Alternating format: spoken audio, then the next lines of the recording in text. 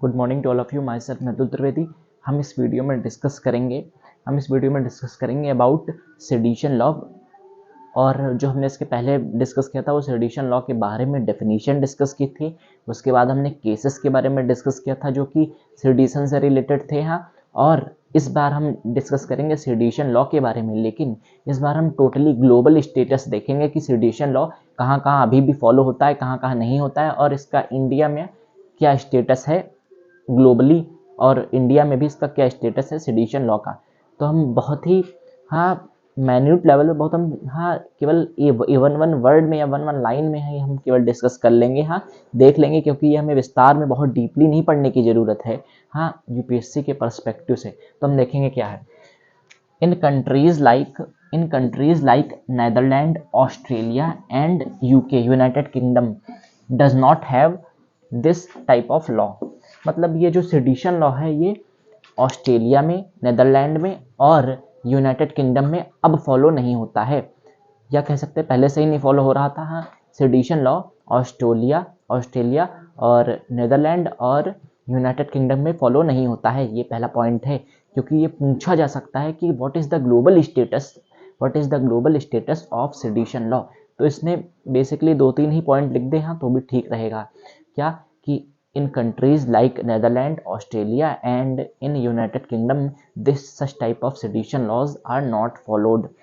दूसरा क्या पॉइंट हो सकता है, whereas in Nigeria and Malaysia still uses such type of law। यहाँ पे टोटली यूज होता है।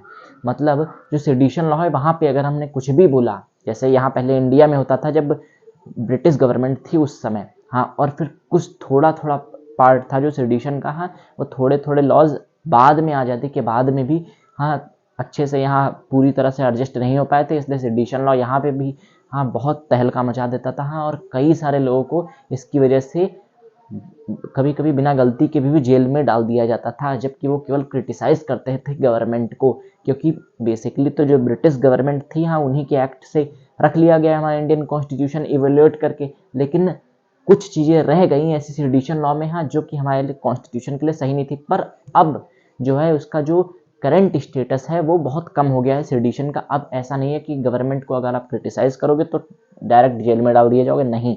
अगर सही बात के लिए क्रिटिसाइज कर रहे हो तो गवर्नमेंट अच्छे से सुनेगी। और ऐसा कोई भी इम्प्रिजनमेंट, जेल वगैरह और पनिशमेंट या फिर कोई भी पेनल्टी नहीं ली जाएगी। तो पहला पॉइंट क्या है कि नीदरलैंड, ऑस्ट्रेलिया और यूनाइटेड किंगडम में अब ये फॉलो नहीं होता है such type of law, sedition law जो है वहाँ फॉलो नहीं होता है। और whereas in Nigeria and Malaysia like countries it still uses sedition law, जो है निगेरिया और मलेशिया में अभी भी यूज होता है। पर यहाँ पे करेंटली अगर हम इंडिया की अगर हम बात करें तो it is in very less amount in current में ये जो है इंडिया में बहुत अब कम अमाउंट में रह गया है सेडिशन लॉ। मतलब जब हम टोटली गवर्नमेंट की छवि को बिगाड़ने की कोशिश करेंगे तब हो सकता है हमारे खिलाफ भले ही कुछ हो, लेकिन अगर हम नॉर्मली क्रिटिसाइज कर रहे हैं तो हमारे खिलाफ कुछ भी नहीं होगा। तो please take a screenshot. Thank you.